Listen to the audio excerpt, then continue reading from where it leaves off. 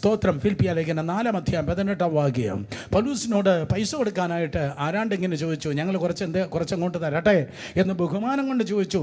നിനക്ക് ജീവിക്കാനായി ഞങ്ങൾ കുറച്ചങ്ങോട്ട് തരട്ടെ എന്ന് ചോദിക്കുമ്പോൾ പൗലോസ് പറയുകയാണ്, ഇപ്പോൾ എനിക്ക് വേണ്ടുന്നത് എല്ലാം ഉണ്ട്.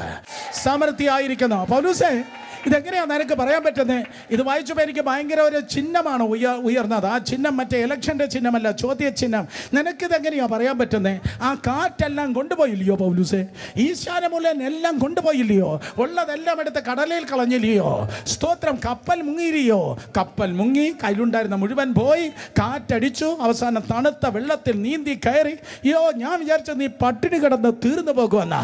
എന്ന് അവൻ പറയും, സ്തോത്രം, കാറ്റിനേക്കാൾ വലിയൊരു കർത്താവ് എന്നോട് കൂടെയുണ്ട്. അവൻ നഷ്ടങ്ങളെ ദൈവം അല്ല, അവൻ നഷ്ടപ്പെട്ടത് തിരികെ നൽകുന്നവനാണ്. അവൻ നഷ്ടങ്ങളെ ദൈവമല്ല, അറിയാത്ത വഴികളിലൂടെ, അറിയാത്ത വാതിലിലൂടെ എന്നെ നടത്തുവാൻ ശക്തനാണ്. ഈ പ്രവചനത്തിൻ്റെ പാക്കേജായി ഈ പോയിന്റ് കുടുംബങ്ങളെ ഞാൻ വ്യാഖ്യാനിച്ച് പറയുന്നു. യേശുവിൻ്റെ നാമത്തിൽ സംഭവിക്കട്ടെ.